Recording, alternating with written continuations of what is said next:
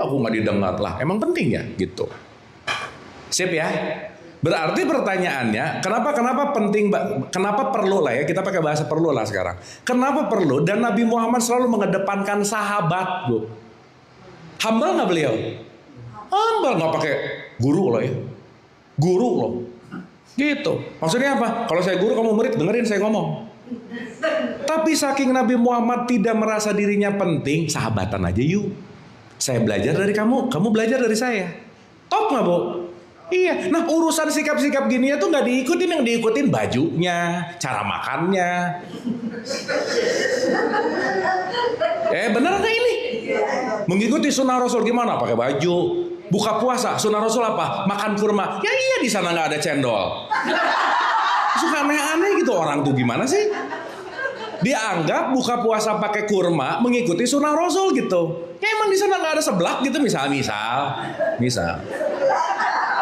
Ya benar nggak? Ya, jadi kalau sekarang kita nggak ngerti apa yang kita akan ikuti, yang jangan-jangan yang diikuti justru malah kemasan-kemasannya, tapi justru esensinya nggak diikutin gitu. Berantem akhirnya. Rokaat tarawih 11, 23 ribut. Yang benar 23, enggak 11 ribut. Gitu. Kunut nggak kunut berantem. Urusan atahiyat Bu lurus sama gerak-gerak ribut coba. Ya aneh nggak sih gitu? Tapi nggak aneh sih, tapi ya udah aja ya. Aneh bagi orang yang mau berpikir. Tapi tadi yang berpikir banyak atau dikit? Ya udah. Buat yang tidak berpikir kita maklumi. Makanya Bu, nomor 2 syarat mutlak bahagia, turunkan ego, maklumi orang lain. Bu, stok maklum kita jangan habis aja. Udah gini, ya udah maklum. Udah beres. Ibu tahu ya IQ rata-rata orang Indonesia 78,4 tahu? Iya, IQ gorila tahu 70. Kan cuma beda 8 ya. Jadi kalau rese maklum aja sih gitu. Iya. Ya, sedih loh Bu. Padahal Indonesia negara yang orang Islamnya paling banyak. Religius banget gitu. Dan terbukti nanti bahwa religius itu belum tentu punya moral bagus.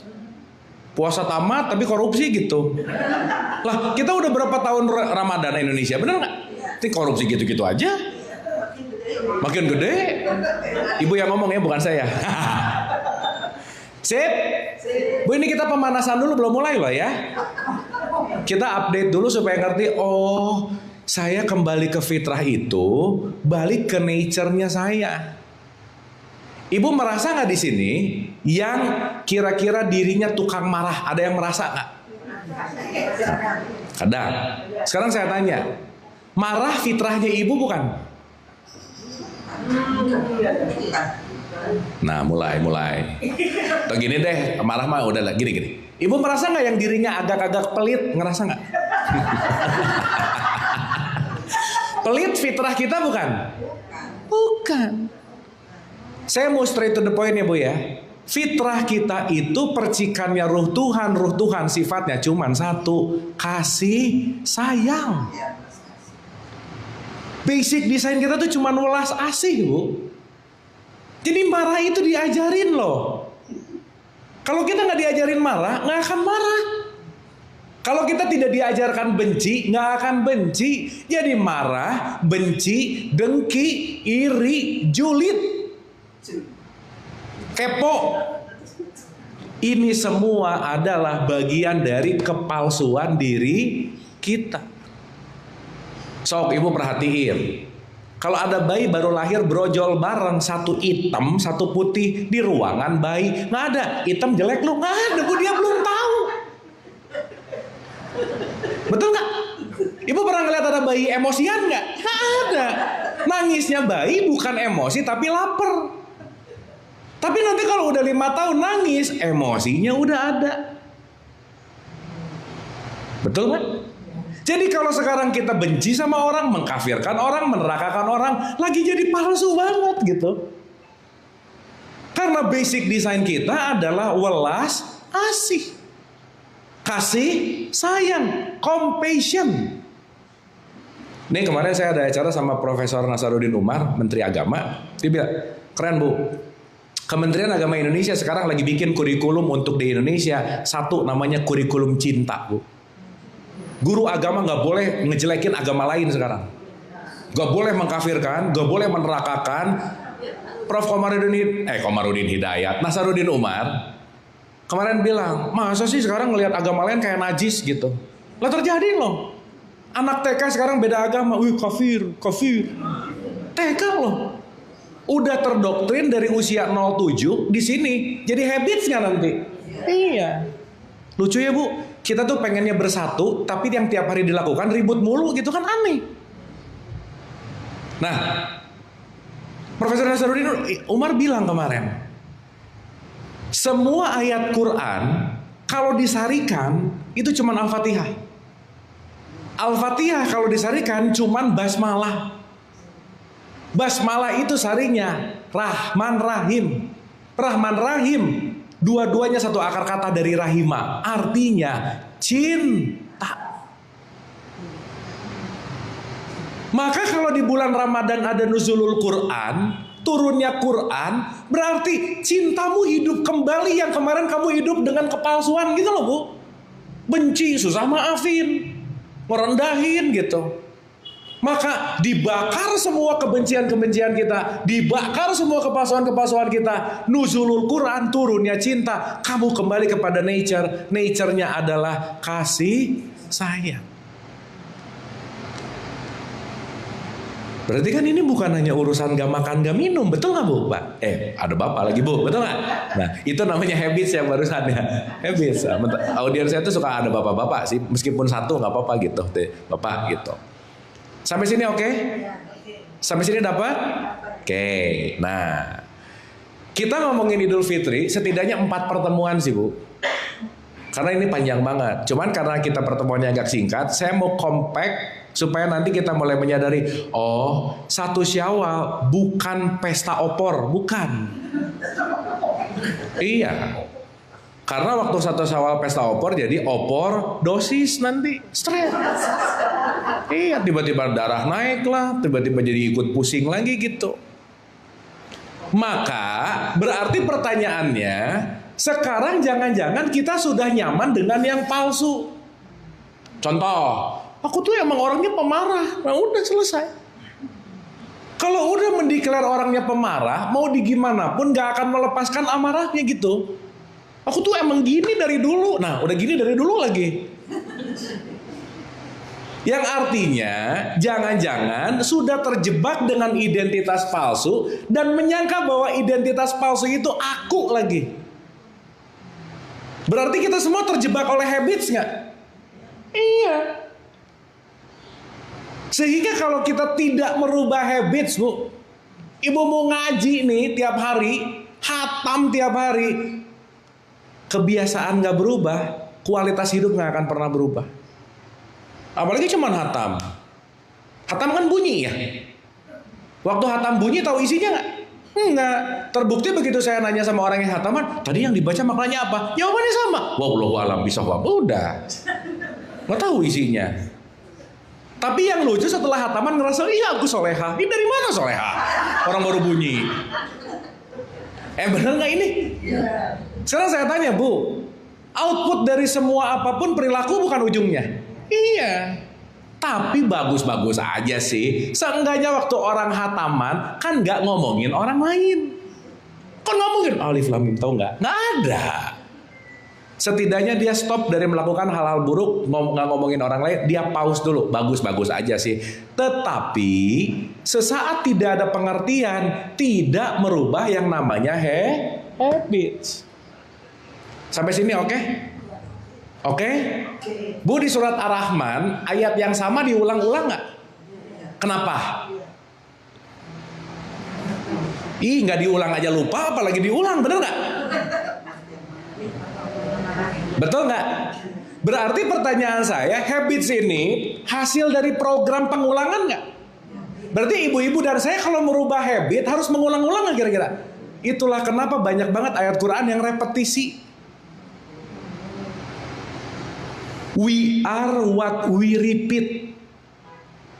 Karena segala bentuk dalam hidup semuanya intinya adalah keterampilan. Ibu-ibu yang sering marah, terampil banget ngambek gitu. Jadi kalau di CV keterampilanmu apa? Marah-marah. Itu bagus, Bu. Berarti kalau marah-marah keterampilan, bahagia keterampilan bukan?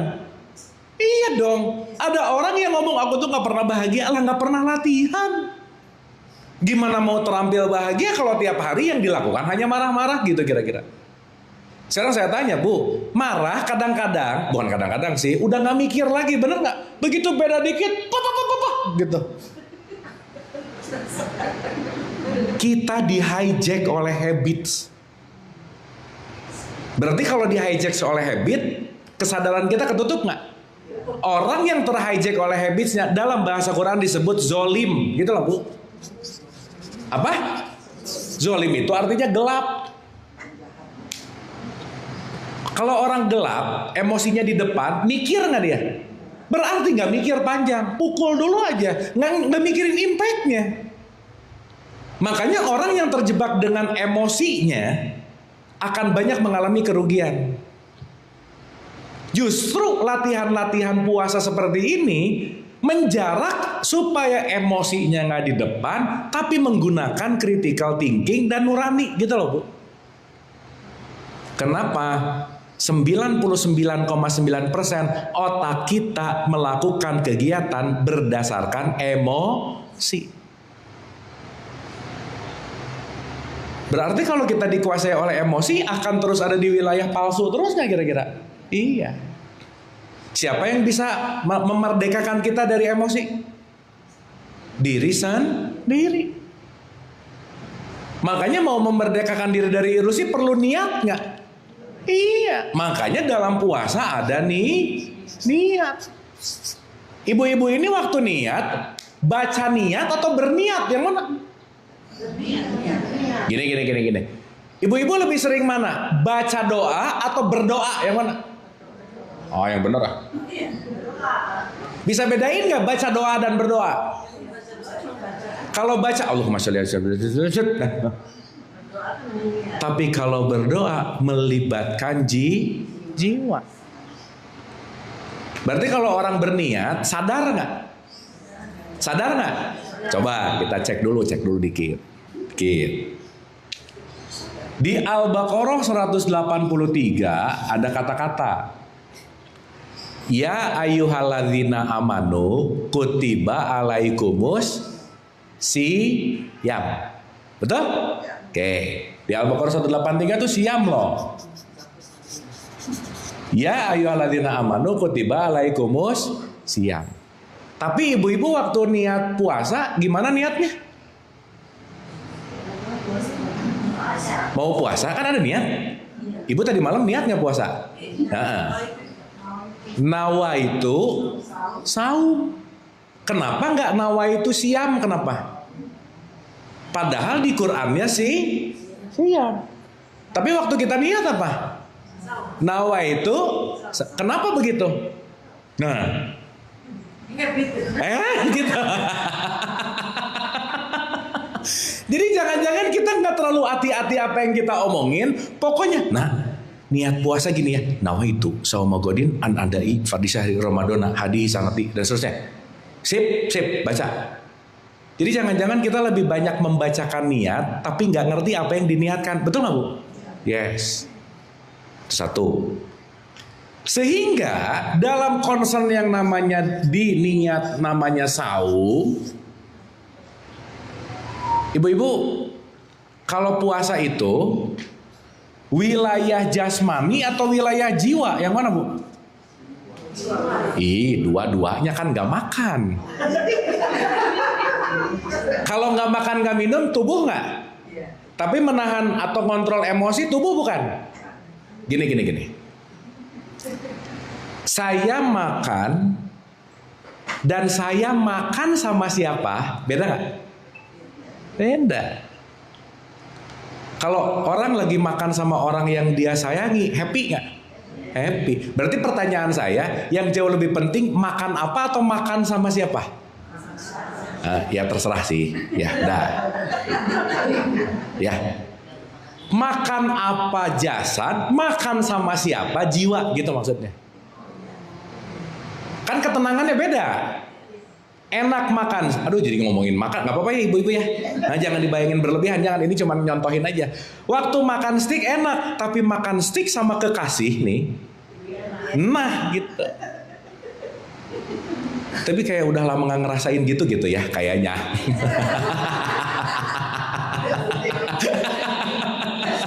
Ya, maksud saya ada wilayah jasad, ada wilayah jiwa. Sampai sini oke?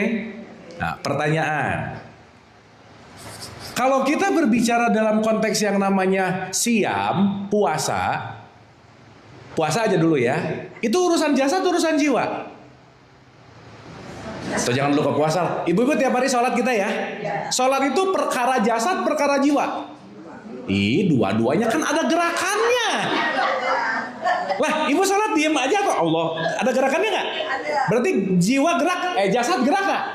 Berarti jasad ada activity nggak? Berarti sholat itu activity jasad atau jiwa? Wah, tadi nggak gitu jawabannya jiwa Berarti kalau sholat cuman jasadnya aja, jiwanya enggak, komplit nggak? Makanya kenapa sholat dilakukan, jiwanya nggak connect, habitsnya nggak berubah. Betul nggak? Sekarang saya tanya, niat itu ada pada jasad atau ada pada jiwa? Jiwa, jelas. Makanya niat itu penting. Nawaitu saum, niat. Makanya kan leluhur kita yang kemarin kita bahas, dari dulu udah tahu kok, bangunlah jiwanya, bangunlah badannya. Karena kalau jiwanya nggak bangun, badan jadi casing yang dalam tanda petik nggak sinkron gitu. Oke Bu? Berarti puasa ada puasa jasad, ada puasa jiwa. Puasa jasad namanya siam, puasa jiwa namanya saum. Ibu tadi ada, gitu nggak? Begitu ibu, itu namanya Lailatul Qadar. Iya, dapat pencerahan. Iya. Berarti barusan ibu Lailatul Qadar nggak? Sip. Berarti kapan aja bisa nggak? Sip. Bukan nunggu, bukan. Tapi yang ngerti ini cuma 1%. Ketika ibu, dapat sesuatu nggak? Kalau bulan itu bercahaya, 1000 bulan itu cahayanya cahaya banget. Begitu tadi, cahayanya lagi hadir, I get it, aha moment, that's it. Itulah yang disebut Lailatul Qadar. Sip. Jadi ibu Lailatul Qadar nggak barusan? Tapi nggak usah cerita-cerita. Jangan pulang dari sini, aku Lailatul Qadar, jangan. Nanti yang nggak ngerti pusing. Nah, mulai gitu. Karena kebanyakan orang mikir Lailatul Qadar nanti nunggu tuh 10 hari terakhir gitu. Abis gitu gambling lagi. Kayaknya Lailatul Qadar 23 deh. Enggak, 25 gitu. Bu, Allah di dalam setiap hari ada nggak? Masa Jibril sama Allah tanggal 22 cuti? Bener nggak? Kan aneh ya? Nggak aneh sih. Aneh buat yang mau mikir gitu. Kalau buat yang nggak mau mikir kayak gini nggak penting, ya udah aja pokoknya gitu. Sampai sini oke? Sampai sini oke? Maka hanya orang yang dalam kata petik nuzulul Quran lah orang yang bisa Lailatul Qadar. Artinya apa? Kalau kita kembali kepada welas asih dan cinta, kita akan melepaskan penilaian, mengosongkan wadah, siap diisi oleh sesuatu yang baru gitu loh. Kenapa ibu-ibu bisa Lailatul Qadar barusan? Karena ibu-ibu datang ke sini dengan rendah hati. Nggak ada kebencian, bukan ada kepentingan. Udah, lepas aja, enjoy aja. Dan kita di sini belajar bareng untuk apa? Saling mengisi. Maka kita bisa saling memberikan dalam tanda petik enlightenment gitu kira-kira. Oke? Sip? Oke? Pertanyaan. Mulai ya, tapi nggak apa-apa ya. Bu, kita kan udah sepakat dari awal waktu pertama ke sini, kita nggak ngejar cepat beres materi, tapi step by stepnya kita paham, betul nggak? Sip, itu yang paling penting Bu. Supaya nggak obesitas pengetahuan, tapi nggak dikerjain gitu. Iya, orang sekarang ada yang obesitas pengetahuan, tahu banyak, tapi nggak pengalaman gitu, Bu. Makanya pengetahuannya jadi membunuh dirinya gitu, overthinking. Aduh gitu. Sip ya. Makanya antara tahu dan laku jadi satu kesatuan gitu. Sampai sini oke?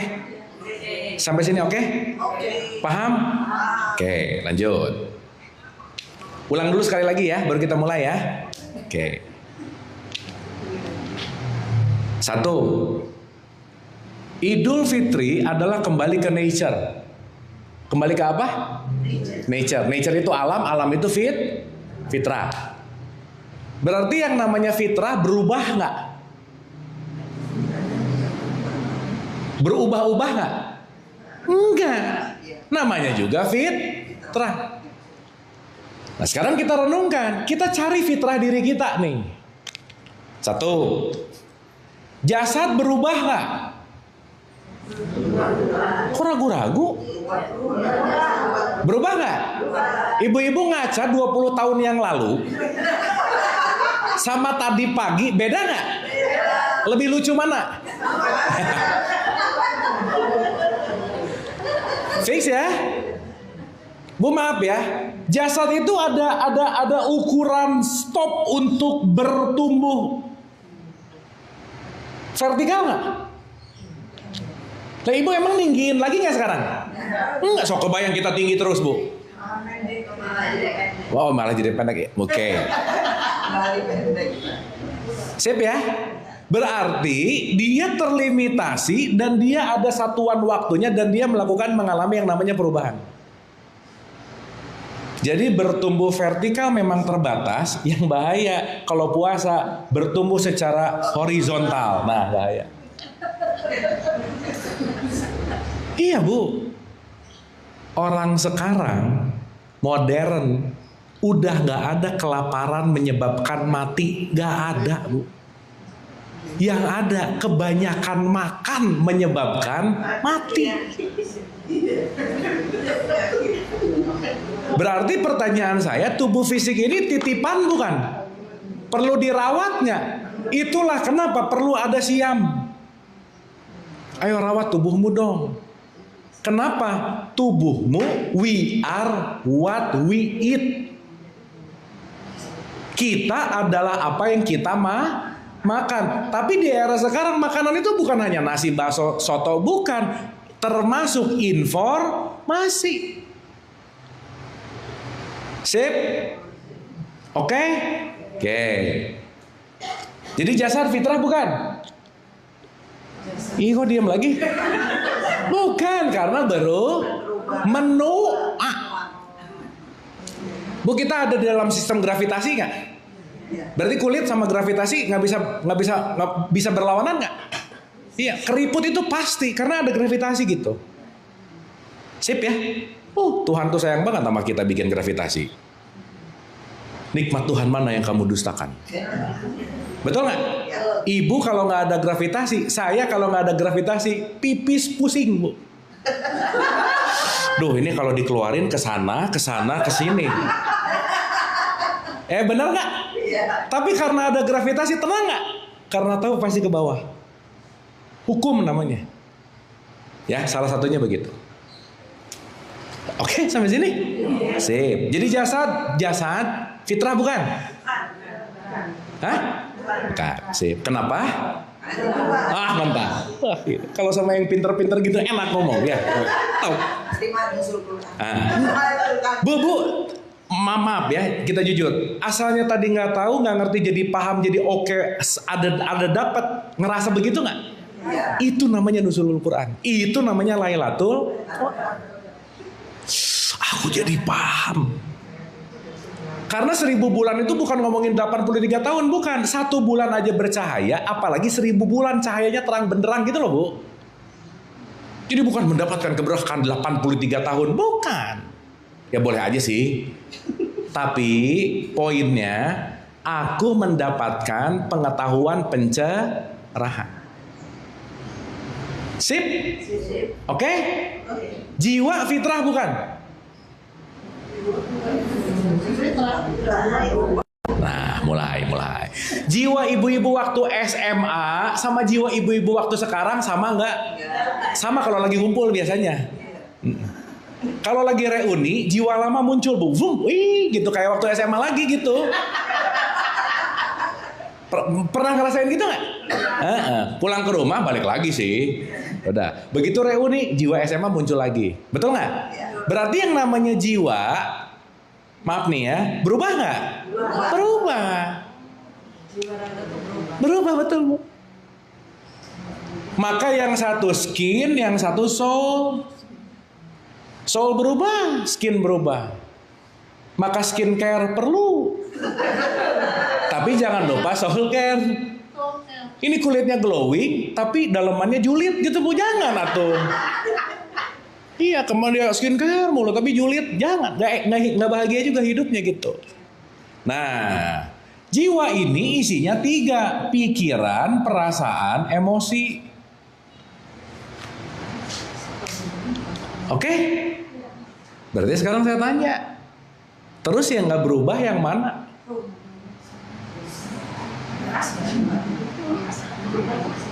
Yang fitrah yang mana?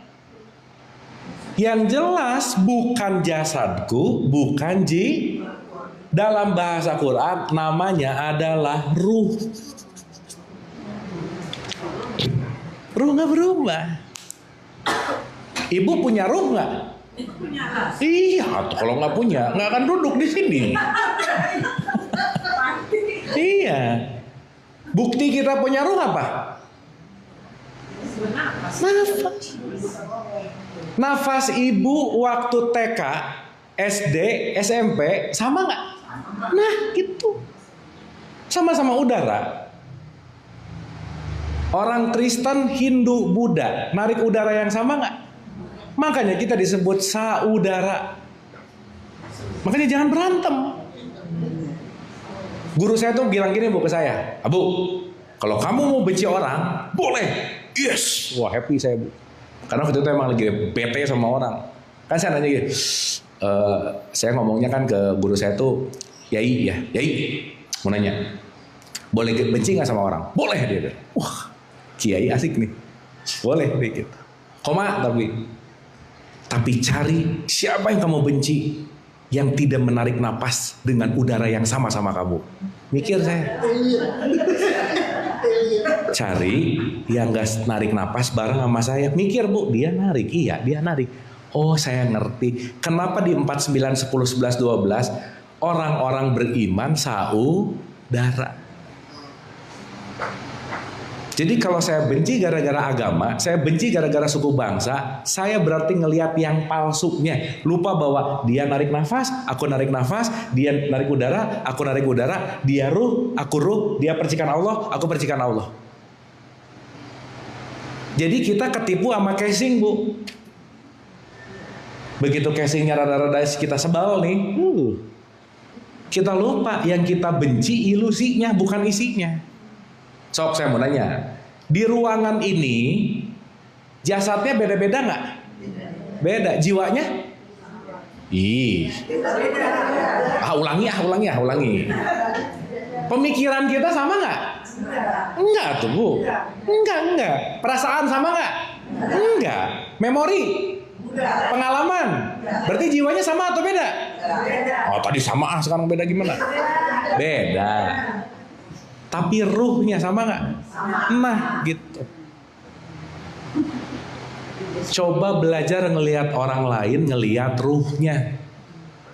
Jadi kita nggak cepat ngenilai jelek lu, bete lu, apa, tolong lu. Yang aku lihat bukan itunya dulu. Ibu kalau kita belajar ngelihat orang dalemannya, kecenderungan kita menghina pasti kurang. Begitu mau sebel, oh iya ya, dia dan aku isinya sama. Oh berarti menyebalkan itu konsep aku memaknai dia menyebalkan. Betul nggak? Berarti yang bermasalah dianya atau maknanya? Nah makna itu bahasan kita namanya drama. Makanya hidup penuh dengan apa? Karena di dalamnya ada apa? Jadi kalau kita mau terbebas dari kebencian, yang dirubah apanya? Maknanya. Contoh, ibu pernah ketemu orang nyebelin nggak? Ya sering. Ya. Ya, ulanglah. Kalau kita ngelihat orang nyebelin, berarti aku memaknai dia berarti kalau sering ketemu orang nyebelin, yang bermasalah yang mana? Nah gitu. Kenapa ya tiap ketemu orang dia nyebelin. Udah bertahun-tahun pengen ngerubah lagi. Kamu tuh rubah dong. Abis waktu nggak akan berhasil. Kenapa? Nggak ada yang bisa kita rubah kecuali yang bisa kita kontrol langsung. Apa? Maknaku, bukan dianya. Contoh nih, ceritanya belum pengajian ceritanya. Ketemu orang, musuh, benci. Ada benci nggak di sini? Dengki nggak? Capek nggak mau megang itu? Tapi disuruh maafin nggak mau, aneh nggak? Enak aja maafin, kan dia yang mulai, dia lebih muda lagi. Nah gimana? Makna tuh sudah dimaknai bahwa yang minta maaf adalah yang lebih muda. Rugi nggak? Kayak anak bapak, ibu bapak, anak lah, orang tua sama anak lah. Bu, saya mau nanya, yang pengen punya anak, orang tuanya atau anaknya? Jelas-jelas orang tuanya yang pengen, anaknya jadi harus belajar, harus sekolah, harus les, betul nggak? Jadi yang harusnya berbakti siapa sih? Orang tua berbakti kepada anak, kan kamu yang mau, kata anaknya juga. Bener nggak? Anak itu kan hasil korban senang-senang ibu bapaknya aja. Dia nggak minta ada. Udah lahir maunya ibu bapaknya, disuruh berbakti sama orang tua. Aneh, Bu. Bener nggak ini? Nah, hal-hal ini kalau kita tidak bisa menganalisa lebih dalam, kita hanya berputar-putar dalam wilayah yang namanya kebiasaan. Habits. Nah, Bu, ini agak dalam dikit, tapi once ibu-ibu paham ini, 99% permasalahan hidup lepas pasti. Serius, Bu. Seenggaknya, begitu kita mulai ngerti jurus ini, masalah nggak pernah hilang, tapi nggak chaos gitu. Ciri orang yang dewasa adalah menurunkan konflik, bukan nggak ada masalah. Karena hidup itu masalah, Bu. Kalau pengen nggak ada masalah, mati, udah. Karena selama hidup tidak mungkin tidak ada masalah. Kenapa? Karena masalah itu problem itu pro and balance itu artinya bergerak maju. Kalau tidak ada masalah, kita nggak maju. Betul nggak? Berarti masalah penting nggak? Penting. Berarti masalah dihindari atau diterima? Nah, karena nggak ngerti begitu masalah, nggak mau punya masalah, nggak bisa. Contoh, Bu, ya. Saya pinjam tradisi tasawuf sedikit. Di dalam tradisi tasawuf, kembali ke Tuhan itu ada 3 jalan. 1, the way of love namanya, cinta. Nggak punya welas asih, forget it. Yang kedua, the way of knowledge, pengetahuan. Waduh, Bu, nggak punya pengetahuan, menderita hidupnya. Jadi kalau sekarang dikit-dikit kayaknya kamu kurang iman deh. Bukan kurang pengetahuan, bukan kurang iman. Kurang iman, gimana sih gitu? Kayaknya kamu kurang sholat deh. Bukan kurang pengetahuan, buktinya sholat mulu, stres juga gitu. Nah yang ketiga, Bu, namanya the way of suffering. Karena kata Rumi, luka tempat cahaya masuk. Ibu-ibu gak pernah terluka, gak akan Lailatul Qadar, gak bisa. Makanya tempat suffering terbesar dalam hidup itu lingkungan terdekat. Gak bisa enggak, Bu. Dari situlah kita belajar. Kalau kita nggak terluka, kita tidak belajar. Maka pembelajaran terbesar dalam hidup itu orang-orang terdekat kita, Bu. Udah nggak ada lagi. Yes, betul nggak, Bu? Udah. Makanya, Bu, kalau kita mau bicara inti pembelajaran hidup, sekolah itu kehidupan, universitas kehidupan namanya pernikahan. Dah nggak ada lagi. Karena dengan lebih banyak pilihan, kita nggak akan ajak dalam sesuatu. Ganti lagi, ganti lagi, ganti lagi. Maka pernikahan stop satu aja, belajar satu di situ. Makanya Bu, sebelum nikah ada engagement ring. Waktu nikah ada wedding ring. Habis nikah suffering namanya.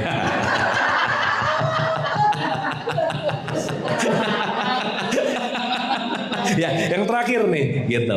Ya, makanya semua nabi dan rasul urusan ribut sama siapa? Orang terdekatnya, Bu. Adam berantem sama anak-anaknya, bener nggak? Nuh sama istri anaknya, bener nggak? Iya. Lah Ibrahim ribut sama bapaknya. Ya. Nah, artinya tiga poin ini nggak bisa kalau kita tidak lampaui. Makanya Bu, cintailah penderitaan. Saat mencintai penderitaan, cahaya akan muncul gitu. Karena selama kita tidak mencintai penderitaan, kita menolak, dia nggak akan hilang, Bu. Jadi kata kunci dari semua, udahlah Bu, inti dari apapun konteks hidup adalah menerima, titik. Bahasa kerennya namanya acceptance. Nah, makanya super acceptance namanya ikhlas. Ikhlas itu artinya melepaskan habits, melepaskan keinginan, melepaskan konsep untuk menerima seapa adanya. Oke? Mabuk biasanya. Bu, masalah hidup tuh cuman satu. Apa yang aku inginkan enggak kejadian, udah. Betul nggak? Berarti sumber permasalahan dari kejadiannya, dari keinginannya. Jadi kalau mau bebas masalah, nggak beresin kejadian, keinginan. Cuman pengennya kejadiannya di aku.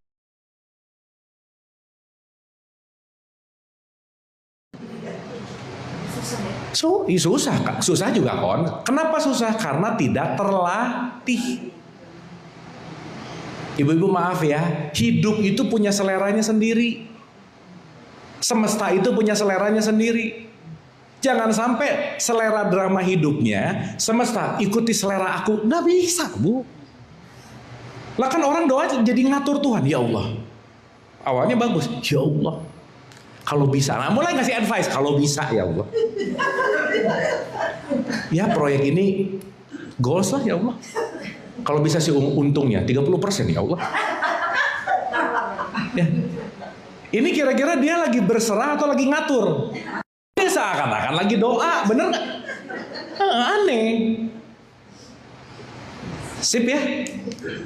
Oke Bu? Aduh jadi lemes-lemes gini ini. Oke? Nah, sekarang kita cari cara gimana tidak terjebak drama. Sip? Nah, ulang. Ini jam berapa ya? Wah, nggak kerasa ya. Kayak baru jam 10, seperempat gitu. Ibu-ibu sampai sini oke? Kita mulai boleh?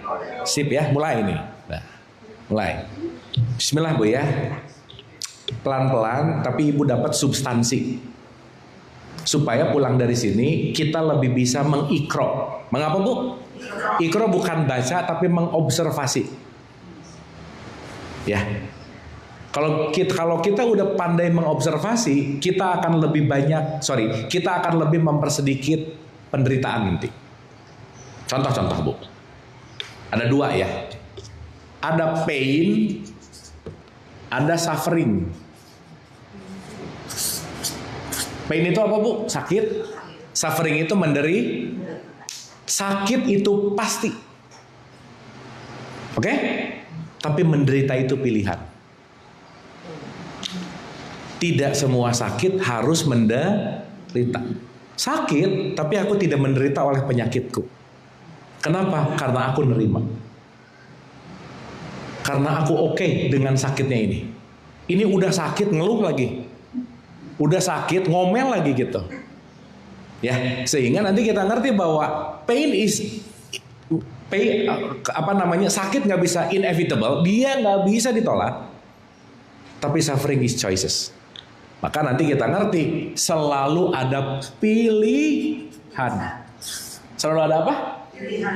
Kita pandai nggak menggunakan pilihan? Enggak. Kenapa? Karena pilihannya udah nggak kepake, yang ada adalah habits. Ya. Terbukti setiap ke restoran, menunya ada 20. Milihnya apa? Nasi goreng. Udah nasi goreng. Es teh tawar. Nasi goreng, es teh tawar. Berarti kita tidak menggunakan pilihan, ya udah yang biasa deh gitu kan. Oke? Nah. Bu, kita sedikit belajar mengenal diri lebih dalam, boleh ya? Sip, mantap. Kita mulai dari yang tidak diragukan dulu. Alif Lam Mim, Zalikal kitabu la raiba fi hudalil muttaqin. Ibu ragu-ragu punya tubuh nggak? Ragu-ragu nggak? Nggak, orang kepegang. Sip? Oke.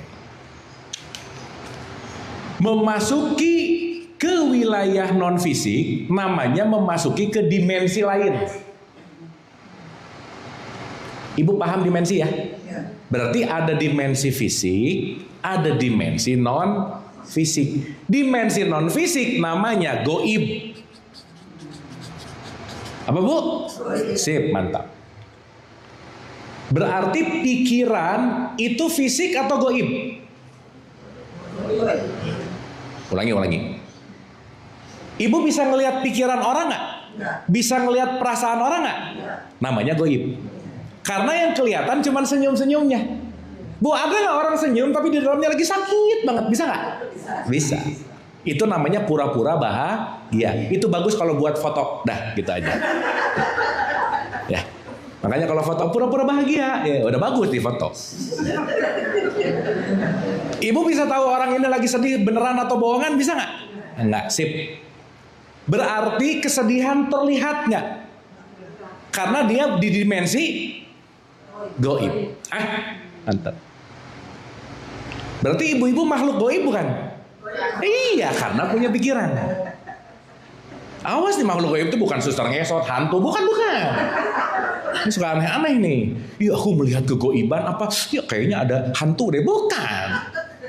Menghantui itu di sini. Ya. Kejadiannya udah nggak ada, tapi masih ada di sini. Itu namanya menghantui. Hantu itu bukan yang serem aneh-aneh, bukan Bu. Memori yang belum bisa diterima itu jadi hantu namanya. Oke? Sekarang saya tanya, memori lama itu fakta atau makna? Dua-duanya. Contoh. Contoh. Dua orang ngeliat Pantai Kute, yang satu. Kenapa? Yang satu baru jadian, yang satu baru diputusin. Dua-duanya di Pantai Kute. Memori Pantai Kute beda nggak buat dua orang ini? That's it. Tapi faktanya sama nggak? Faktanya sama-sama Pantai Kute, tapi maknanya beda. Oke? Berarti masa lalu bisa dirubah nggak? Bisa. Maknanya, faktanya nggak berubah. Jadi kalau ibu masih memaknai orang itu menyebalkan dari dulu sampai sekarang sakit hati, kita pusing sama kejadian yang udah nggak ada. Sayang. Kan penyakit manusia modern yang udah lewat bikin sakit hati, yang belum kejadian bikin pusing gitu. Duh, nanti gimana ya? Nanti pusingnya sekarang. Betul nggak? Jadi future past. Gitu. Ini kenapa mati ya? Ya. Ntar Bu. Kita ulang lagi. Bu, kita ulang dari awal ya. Oh enggak. Udah. Capek boleh aja. Oh iya, sip. Cek, ya oke. Oh enggak, ini nge-hang sih tadi rekaman. Dah. Aduh, sampai mana ya baru? Oh ya. Future, past. future, past. Ya. Nah, sekarang yang jadi pertanyaan, goib ini, jadi ini wilayah jasad. Ke goib itu masuk ke wilayah pikir, perasaan, dan emosi. Jasad berubah. Tiga ini namanya jiwa atau nanti disebut manas. Duh maaf ya Bu ya, ini pakai terminologi dulu supaya kegambar aja. Tapi nanti endingnya begitu udah terbiasa gampang aja udah. Sekarang saya tanya, kalau pikiran, perasaan, dan emosi berubah, jasad berubah, tadi kita tahu ada yang tidak berubah. Namanya apa Bu? Ruh. Contoh, jiwa menghasilkan pengalaman. Apa Bu? Sip. Pengalamannya beda-beda nggak? Beda-beda nggak? Beda. Nah ini supaya gampang aja Bu ya. Ruh itu adalah yang selalu bersaksi terhadap setiap pengalaman.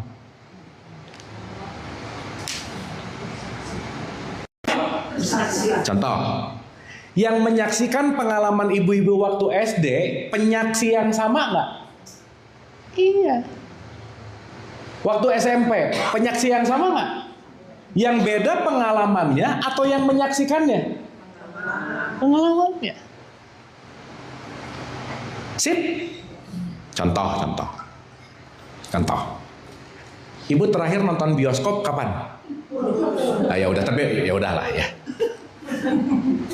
Waktu ibu-ibu nonton bioskop, begitu duduk, set, layarnya belum ada apa-apa, kita melihat apa? Layar.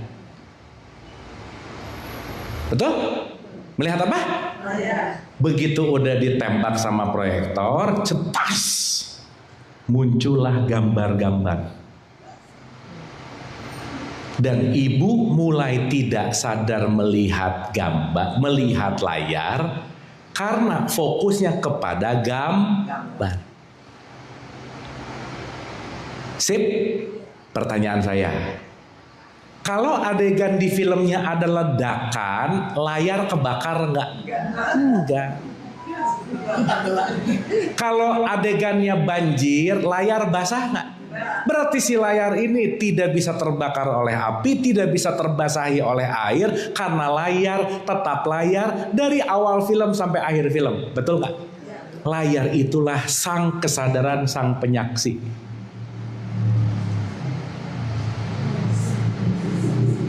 Oke? Oke nggak ini? Oke. Jadi saya mau gampangin dulu. Sang saksi inilah adalah sang kesadaran, the conscious one. Pertanyaan, ketika, atau gini deh, yang esensial antara film sama layar yang nggak pernah berubah-ubah, filmnya atau layarnya? Itulah kenapa Bu, kita ini adalah kesadaran yang lagi belajar menjadi manusia.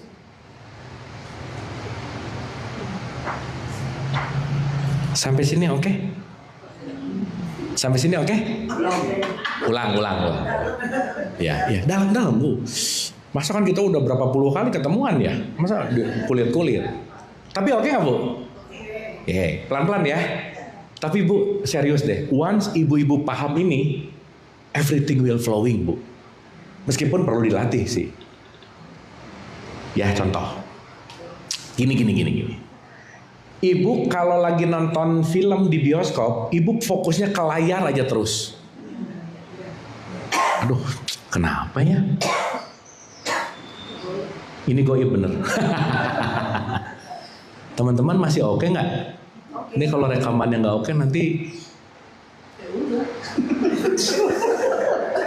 aman? Oh ya oke. Sip. Soalnya diam. Ya makasih. Oke. Ibu kalau dari awal film sampai ending film cuman merhatiin layar, nggak fokus sama cerita filmnya, bisa ngerasain sedih nggak? Bisa ngerasain terharu nggak? Bisa ketawa-ketawa nggak? So artinya apa? Kesadaran bebas dari sedih, benci, iri, dengki dan seterusnya. Dia pure. Oke? Tapi karena terdistraksi sama cerita filmnya nih, begitu ada sedih, ikutan, begitu ada komedi, ikut, begitu ada sedih, tegang, ikut tegang. Berarti kita sedang mengalir dengan yang namanya drama. Paham? Maka ruh, saksi, kesadaran ini namanya sang hidup. Yahayu kalau bahasa Qurannya.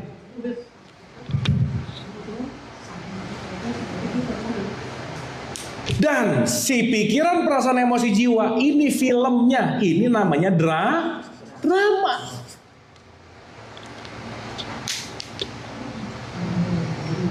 Bu, maaf ya. Ibu-ibu mau ngomongin ini film jelek atau enggak, ngelihat satu scene atau whole filmnya, semua filmnya. Jadi kalau sekarang ini adalah film kehidupan, jangan ngomong sekarang aku tuh gagal, filmnya belum beres.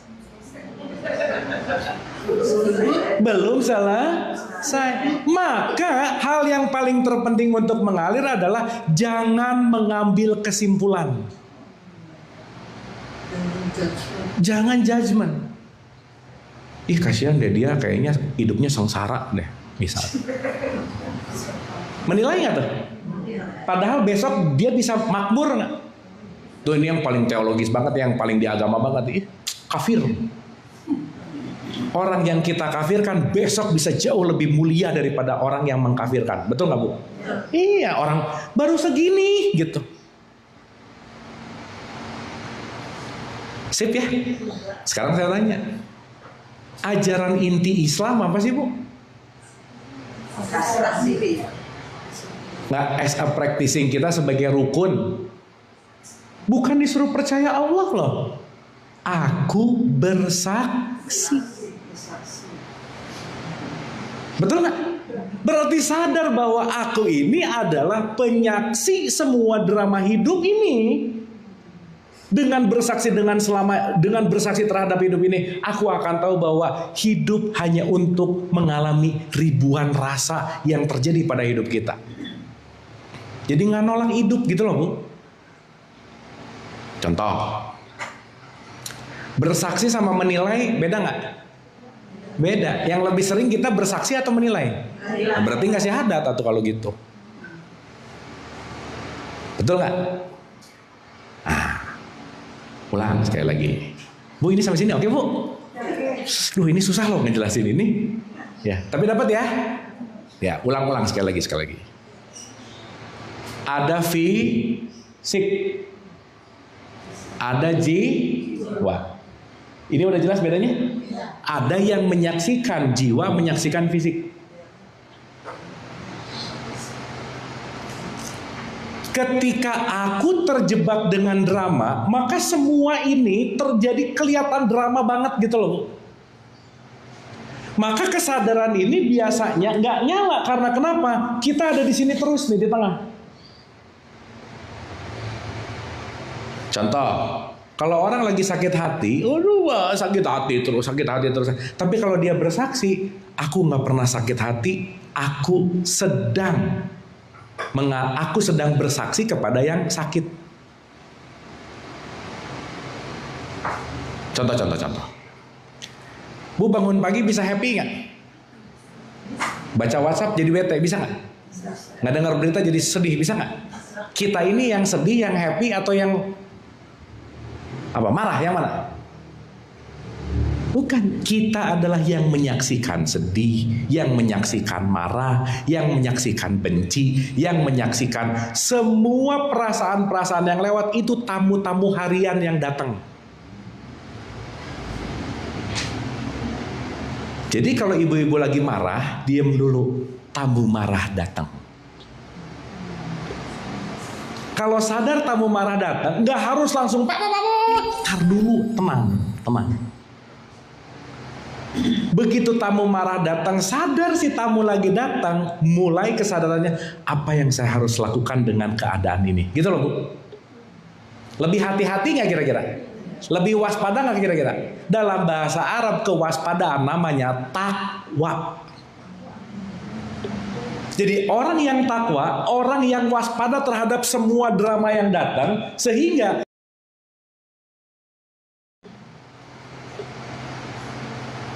sampai sini oke Bu? Oke? Paham? Makanya puasa la'alakum tatakun, supaya kamu aware, supaya kamu tidak di-hijack oleh drama. Karena kamu bukan dramanya. Kamu layarnya. Bu, kalau di film layar, dia nerima semua adegan film nggak? Kan begitu dia misalnya si layarnya emosi ya, aku nggak suka sama aktor ini, begitu ada aktor jadi hitam, kan enggak ya? Mau ada peran antagonis tampil nggak? Mau ada penjahat, mau ada jagoannya tampil semua nggak? Berarti layar menerima baik positif maupun negatif. Layar menerima baik penjahat maupun yang baik. Tugas layar hanyalah itu Bu. Nah kita layarnya atau filmnya? Mantap. Udah. Tahu udah. Tapi pertemuan yang akan datang lupa lagi sih. Ya udah nggak apa-apa lah. Maklum nggak apa-apa. Tapi dapat nggak Bu? Gerit nggak? Berarti nanti Ibu kalau ngelihat hal yang sedih, ya ampun ini permainan aja sih, ngapain baper-baper amat sih gitu.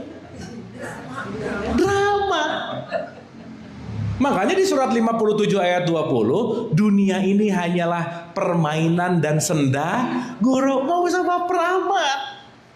Kenapa? Sedih lewat, saksikan. Oh, sedih lewat, ya udah. Harus ngapain nih? Senang lewat, saksikan. Oh, ya udah. Maka keep center itu penting banget. Susah. Makanya dilatih. Kan sholat itu melatih center, Bu. Puasa itu melatih center. Umroh itu melatih center. Inti dari semua ibadah cuman mau menyadarkan kita bahwa hidupkanlah kesadaranmu. Bangkitnya kesadaran, bahasa Quran yang namanya kiamat. Kiamat itu apa? Hancurnya drama yang ada hanya realitas, gitu loh Bu. Bukan hancur ini semua, bukan. Hancurnya pemikiran lama yang menerima realitas. Hancurnya sesuatu konsep lama yang hanya adalah realitas. Sehingga kalau dulu ngomong dia musuh, sekarang udah ngomong teman bertumbuh. Kalau nggak ada dia, aku nggak belajar. Kalau dia nggak nipu, nggak belajar. Kalau dia tidak menyakiti, nggak belajar. Dan pada akhirnya kita akan berterima kasih sama orang yang paling kita benci. Kenapa? Karena merekalah yang menghantarkan kita ke kelas kesadaran ini gitu. Oke? Sip? Berarti kalau saya mau lulus di drama, apa yang harus dilakukan? Memaafkan. Udah, gak ada lagi. Semakin tidak memaafkan nih, dramanya dipegang terus. Ini udah 10 tahun nih kasusnya, ngelihat udah gak ketemu 10 tahun di mall, ketemu mukanya. Aduh. Udah.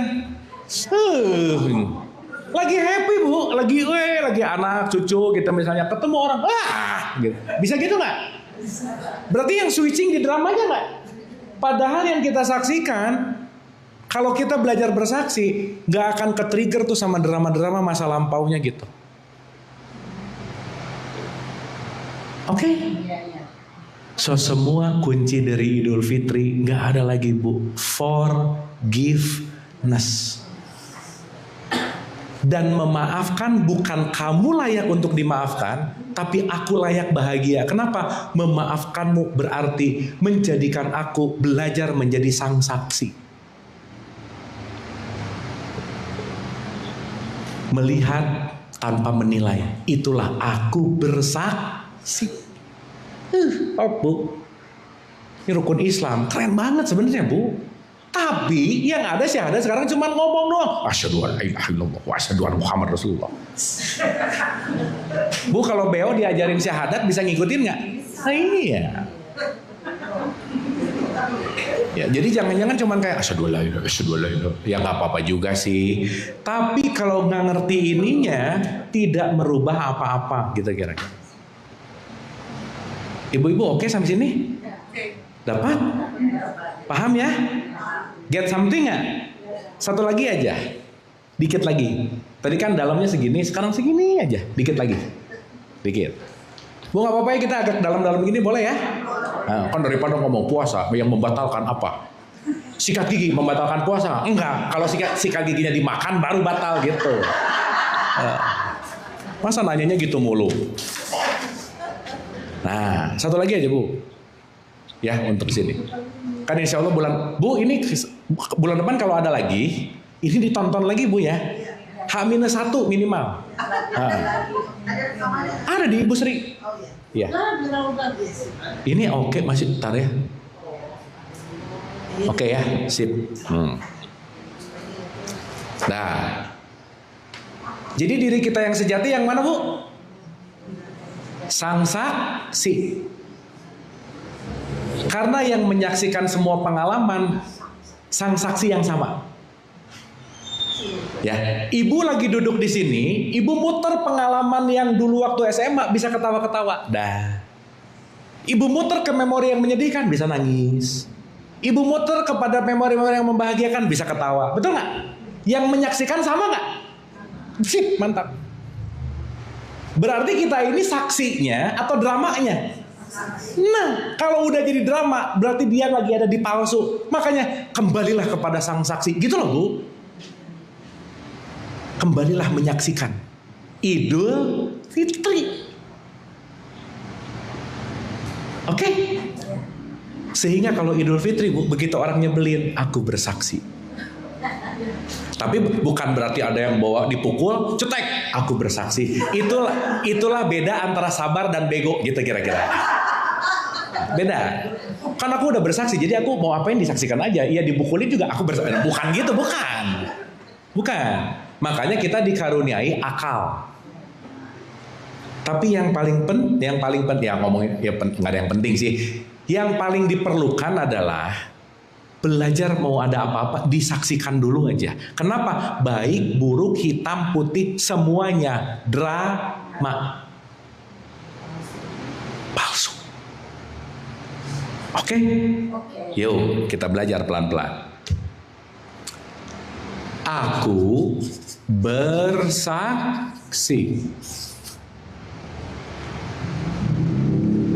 Berarti yang sejati diri kita yang menyaksikan. Jadi Bu, ibu jangan semua pikiran dipercaya, jangan. Saksikan dulu. Termasuk omongan saya jangan dipercaya Bu. Karena saya tidak berusaha untuk meyakinkan sesuatu, bukan untuk dipercaya, tapi saya ngajak mikir dulu gitu. Karena kenapa? Kebenaran tunggal pulang dari sini dialami langsung, baru itu disebut Shadaqallahul Azim. Jangan dibiasakan percaya omongan main iya.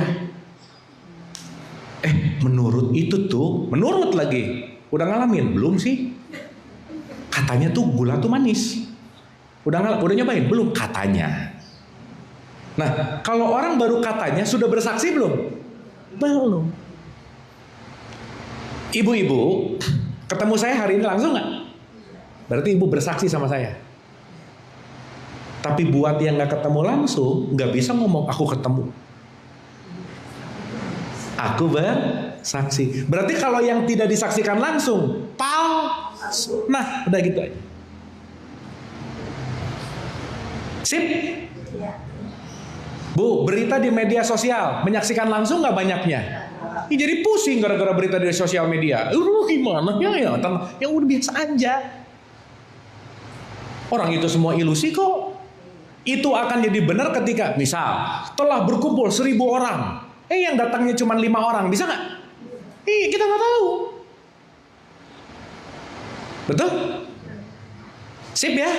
Supaya kita jangan main percaya terhadap sesuatu yang tidak diolah oleh critical thinking. Hoax. Oke sampai sini?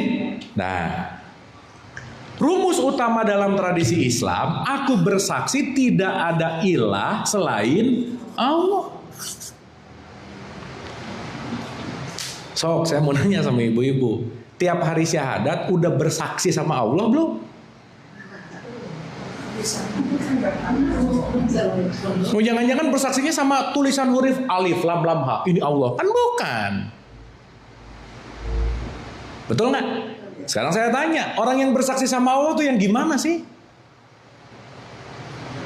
Ya, sehingga nanti kita ngerti, oh that's it. Once aku bersaksi kepada Allah, aku akan mengalami Allah langsung dan aku akan memahami apa itu Allah. Makanya kenapa Nabi Muhammad bilang awaluddin ma'rifatullah. Awal dari sebuah apapun konteks pembelajaran itu kenal dulu sama Allah gitu. Bu maaf ya, orang tuh hari ini bisa rajin sholat tapi nggak tahu dia nyembah siapa loh. Bu kalau sholat disuruh mengingat nggak? Kan dirikanlah sholat untuk mengingat aku, betul nggak? Syarat mutlak mengingat apa? Ketemulah bersaksi. Makanya syahadat nomor 1 baru sholat gitu kira-kira. Ini orang sholat nggak jelas apa yang diingat. Allahu Akbar. Apa yang kejadian? Rokaat 2, rokaat 3. Jadi lupa rokaat.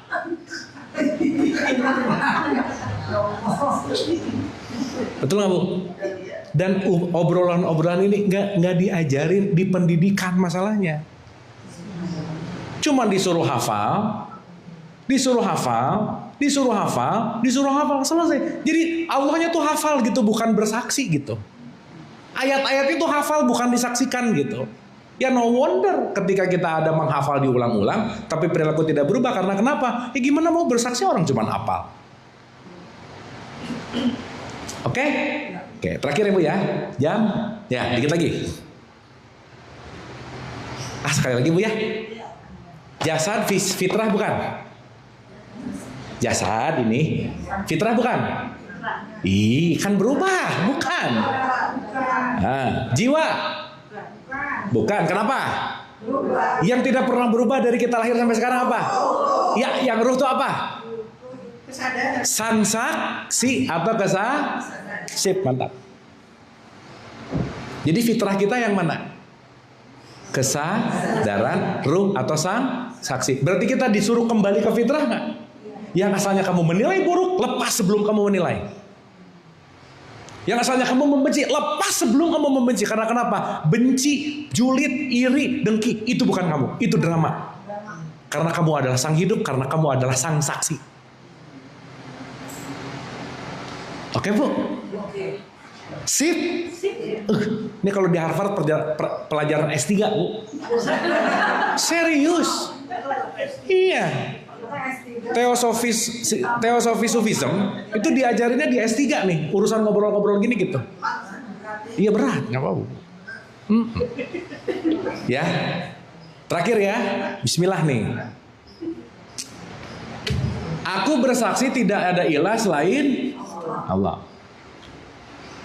Nanti di next pertemuan kita akan bicara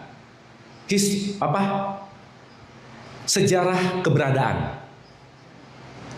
Gimana semua ini ada tuh gimana gitu kira-kira. Ya. Tapi saya mau shortcut dulu supaya kita nanti paham. Ibu-ibu, Allah itu kalau pakai bahasa namanya adalah pangkal awal realitas. Itu Allah artinya. Jadi simpel aja ya.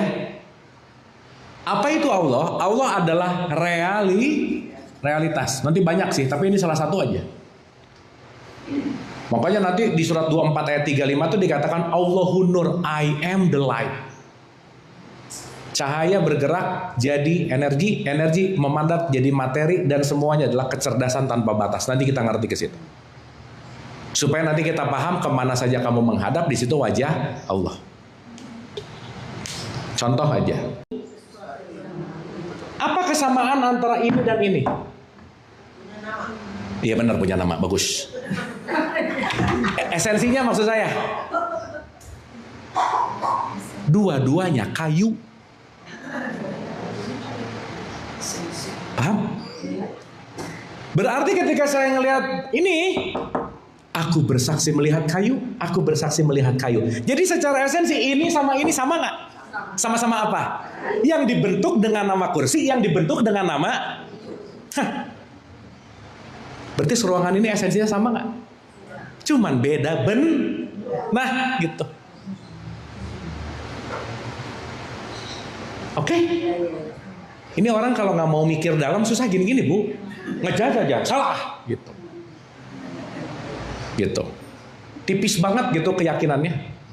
Lihat salib takut misalnya, ngelihat patung sih takut gitu misalnya. Kenapa? Karena sudah terasosiasi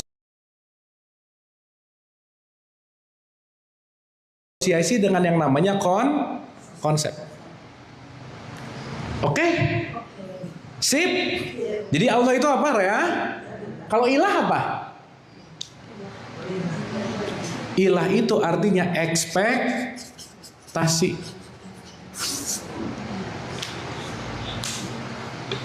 Contoh, Bu tadi masalah apa Bu? Apa yang aku pengen enggak kejadian. Betul? Berarti orang bermasalah ekspektasinya lebih besar dari realitas. Berarti orang yang bersyahadat, aku bersaksi, tidak ada tidak ada ekspektasi kecuali mengizinkan realitas yang terjadi. Contoh ya. Ini oke Bu? Dapat ya? Nanti kita ulang-ulang boleh ya? Yang penting ada high voltage dulu di sini. Gitu. Contoh. Saya besok mau dagang. Cita-cita pengen laku 100. 100 realitas atau ekspektasi? Ekspektasi. Waktu besok dagang lakunya 10. Ibu-ibu kira-kira anggap aja ini cerita terjadi sama ibu-ibu. Kira-kira kalau ibu-ibu pengen besok dagang 100 tiba-tiba dapat 10, kecewa nggak? Kecewa nggak? Yang jawab kecewa namanya musyrik. Udah gitu aja.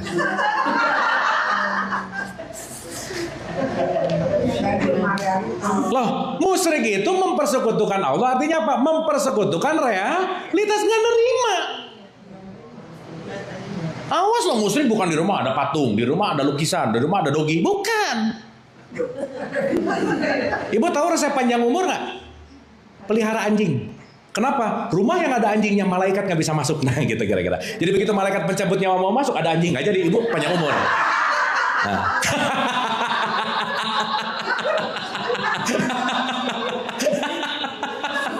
Iya ini serius banget sih mukanya.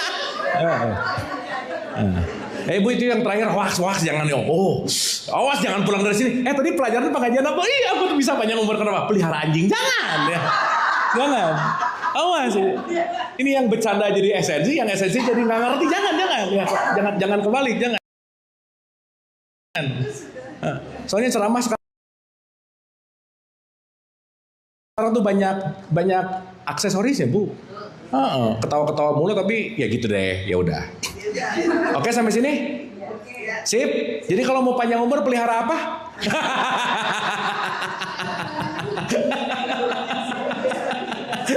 Ya, ulang. Ekspektasi 100. Realitas 10. Pertanyaan. Yang pasti terjadi, yang nggak bisa ditolak ekspektasinya atau realitasnya? Ya udah. Orang yang mau pengen 100 tapi 10 keep happy, saya accept, saya terima realitasnya dengan lapang dada. Itu namanya orang Islam. Waman ahsanuddin mimman aslama, surat 425, artinya siapakah orang yang paling baik dinnya kecuali orang yang berserah total kepada Allah. Artinya apa? Kamu nerima seleranya Allah deh. Karena seleranya Allah waktu itu pengennya 10. Oke nggak? Tetapi jangan berhenti begitu diterima 10, evaluasi. Kenapa ya 10? Ya ampun, ternyata dagangan saya nggak bagus-bagus amat. Ternyata dagangan saya kurang pas segmen marketnya. Ternyata. Semakin luas, semakin nanti naik, wadahnya makin gede gitu kira-kira. Itulah nanti yang disebut istiqomah. Istiqomah itu artinya apa? Menerima realitas dan membuka wadah untuk bisa meluaskan. Contoh Bu, Ibu kalau punya botol 1 liter, pengen 100 liter bisa nggak? Nah kalau orang pengen tahu jelas-jelas wadahnya 1 liter, ya Allah berikanlah 100 liter. Berarti dia nggak tahu diri. Betul nggak? Nggak tahu takaran. Nah berarti kan harus tahu takaran dong. Makanya kenapa penting mengenal diri. Oke Bu, sip ya. So pelajarannya, apapun sekarang yang belum diterima sebagai realitas, yuk belajar terima. Karena pada akhirnya hanya realitas yang akan menang. Berarti kalau ada kata-kata hidup ini mau apa? Mencari ridho Allah. Apa maknanya? Wallahu a'lam bishawab. Jadi jargon-jargonnya ridho Allah gitu. Maksudnya hanya mau mencari seleranya Allah aja deh. Ridho itu kan disukai artinya. Berarti bukan Allah yang ngikutin selera kita, tapi kita yang mengupdate mengikuti selera Allah. Sip. Oke? Yuk pulang dari sini yang belum diterima-terima, yang belum dimaafkan-maafkan. Karena kenapa? Gak ada jalan lain untuk menerima realitas kecuali kita melepaskan semua ekspektasi. Di situ kita mulai Idul Fitri. Dapat Bu? Oke? Paham? Atau puyeng? Iya gak apa-apa sih ya. Udah ya? Boleh ada tapinya nggak kalau tadi bilang memaafkan gitu? Memaafkan tapi pakai tapi gitu. Berarti belum Bu?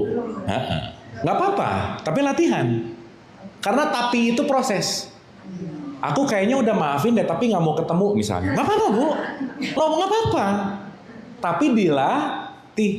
Memaafkan bukan melupakan, tetapi memaafkan mengingat tanpa emosi.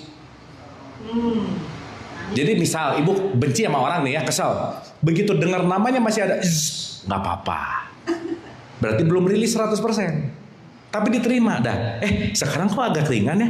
Agak ringan. Begitu ketemu mukanya masih, udah jangan dulu, nggak apa-apa. Bertahap. Begitu apa? Ketawa-ketawa, aduh dulu ya gitu. Makanya kenapa Bu? Hidup intinya adalah menjadi the best version kita gitu. Ibu kalau mau ngecek diri kita yang lalu, cek postingan di Facebook 5 tahun lalu, pasti alay Bu. Dulu gini ya ternyata gitu. Dulu gitu ya ternyata gitu. Ya, ketika kita sudah mulai mentertawakan diri kita, nah mulai kita kembali ke fitrah tuh. Kenapa? Karena kita fokusnya ke dalam diri kita bukan keluar. Oke Bu? Ya. Maafkan, kita maafin. Ya. Tapi kalau kita belum bisa melupakan, Emang nggak bisa? jadi nggak apa-apa. Nggak apa-apa. Tapi nanti kalau udah maafin total, ingat udah nggak ada emosi. Iya. Nah, iya. Jadi kita ingat. Sip. Makanya Bu, maaf ya. Kalau ngomongin memaafkan, hal yang paling utama di batin dulu. Nah waktu lebaran kebalik Bu, mohon maaf lahir dan batin, lahir mulu. Makanya basa-basi gitu loh. Sok lihat. Ucapan Idul Fitri aja copy paste, di bawahnya masih pakai nama orang lain, keluarga orang lain coba Bu. Siapa yang ngirimnya Jack, yang ininya apa namanya? Sinta gitu misalnya. Nah, terus di bawahnya maaf ya salah copy paste katanya. Nah, berarti dia kan niat amat ya. Gitulah kira-kira. Oke, Bu. Cukup ya? Aman? Ibu-ibu nanti sekali lagi ini ditonton. Next pertemuan kita akan bicara the history dari ini semua ada. Tapi at least Bu, kalau kita menjadi penyembah Allah means kita berdamai dengan realitas. Selesai Bu. Gak akan ada yang menang dari realitas. Titik. Sehebat apapun kita. Oke? Duh, happy banget udah menyampaikan ini. Ini sesuatu yang sangat sulit untuk disampaikan. Tapi ibu-ibu keren, jadi boleh tepuk tangan dulu buat ibu-ibu. kita tutup doa sebelum kita. Oh iya boleh Bu. Oh kan biar kerekam Bu. Cek. Punten Ibu. Assalamualaikum warahmatullahi wabarakatuh. Salam. Maaf, saya bertanya ya, Kang Bu begini, kan tadi dikatakan kita bersaksi kalau sudah bertemu. Terus tadi bagaimana bersaksi tiada Tuhan selain Allah? Bagaimana untuk bersaksi bertemu Allah? Allah adalah realitas. Betul. Terus? Jadi kalau kita sudah bisa menerima realitas, berarti kita sudah bersaksi. Berarti sudah Islam. Oh, Kan sebelum nerima lihat dulu dong. iya. Ya kan? Sesaat ibu nerima realitas, berarti berdamai sama realitas nggak? Iya. Disitulah inna dina indallahil Islam. Islam. Berarti ibu sudah Islam. Oh, seperti Bukan KTP-nya aja yang Islam gitu.